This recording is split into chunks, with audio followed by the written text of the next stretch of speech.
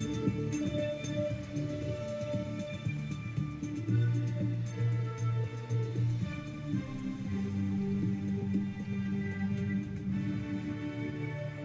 evening, I'm Eliot Spitzer, and this is Viewpoint. 16 days after the movie theater massacre in Colorado, we are witness to another horrendous shooting incident that saw innocents killed by a man armed with a legally purchased handgun. It happened Sunday at a Sikh Temple in Oak Creek, Wisconsin. Worshippers had gathered for services, food was being prepared, and priests were in the temple lobby when the shooter arrived and opened fire. He then moved through the temple, shooting as he went. When it was all over, at least 6 people were dead, 3 more wounded, including a police officer in critical condition. The suspect, Wade Michael Page, was also dead, killed by police who responded to his fire as they arrived on the scene. Page was 40 years old, an Army veteran who served between 1992 and 1998, first as a Hawk missile repairman and then as a psychological operations specialist. Page had been demoted for getting drunk on duty and going absent without leave before getting a general discharge that made him ineligible for re-enlistment.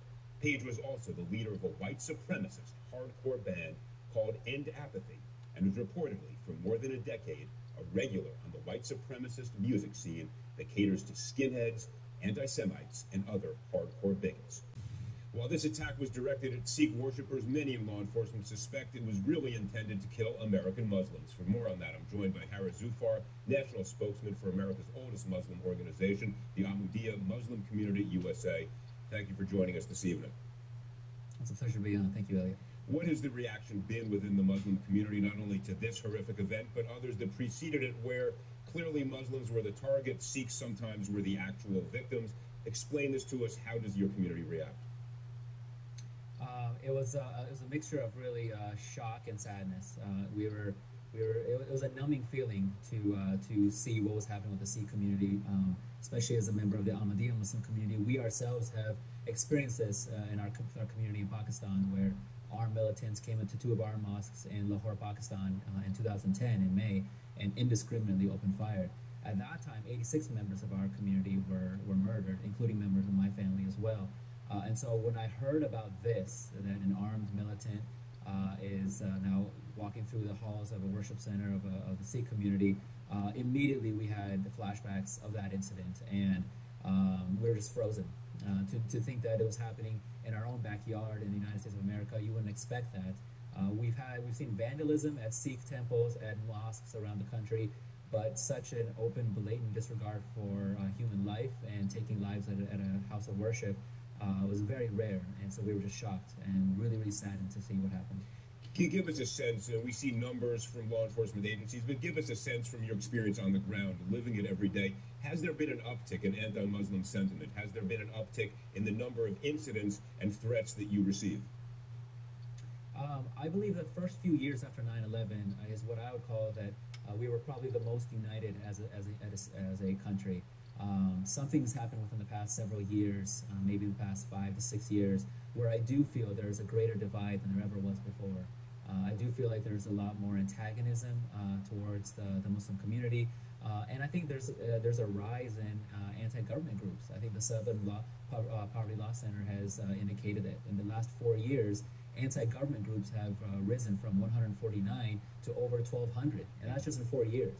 And in the past decade, there have been a double amount of hate crimes that previously had that occurred. So there definitely is a heightened antagonism or hatred across the board. And I think that we'll see is when you look at the political spectrum and the religious spectrum, I think the leaders have a lot of responsibility here. You have religious leaders. We could talk about Franklin Graham, Pat Robertson, even at a smaller scale, Terry Jones, who actively and regularly perpetuate this thought that Muslims or others are evil, entirely evil. Their religion is evil. They're against our beliefs. And when you keep saying that over and over again, it's going to create this divide. Whereas we, as members of the Ahmadiyya Muslim community, as Muslims who believe in the Messiah, Mirza Ghulam Ahmad of Qadian, we've been constantly trying to advocate for pluralism, for peace, for tolerance. You could respectfully disagree with someone without hating them. And our work is so much more cut out for us when these incidents happen where they get on the pulpit and start preaching hatred. You properly focused on a few of the religious leaders whose language, and I could not agree with you more, has been venomous, divisive, and wrong. want to switch it a little bit to a different arena, which is the political arena, where Michelle Bachmann and even Peter King recently have used language that I would view as equally improper, in some cases despicable. Has there been sufficient pushback against the use of language that can support the anger that lurks, unfortunately, too close to the surface among many people?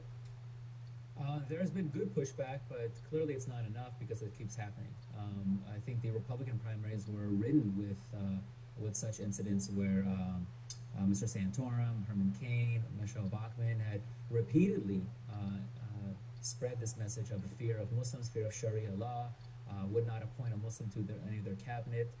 Now with Ms. Bachmann's witch hunt, as it seems, declaring how evil of a presence there is of a Muslim Brotherhood or other Muslim organizations in the United States.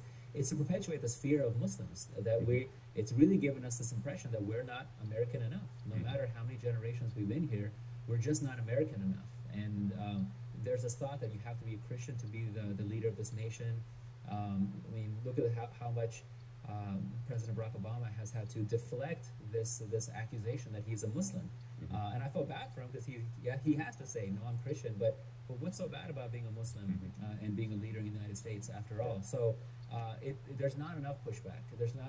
And I don't think people are calling them out enough to say that that does not belong in the political arena. The only reason you should judge a political candidate or anyone in political office is their own actions. Are they leading this country down a path of prosperity and economic stability and creating jobs and security? Or are they worshiping a specific God? Does that really matter in the grand scheme of things? Well, look, I agree with the sentiments you're expressing. I would suppose the only good news that emerged from Michelle Bachmann's most recent heinous statement was that she was, there was pushback on the floor of the Senate from the leaders of the Republican Party, both in the Senate and the House. Properly so. Her comments were so far beyond the line as to be, frankly, quite despicable. And hopefully that will show some sensitivity to the issues that you articulate so well. Zafar, national spokesman for the Ahmadiyya Muslim Community USA, many thanks for your time this evening. Thank you so much. It was a pleasure. President Obama is ahead of the polls.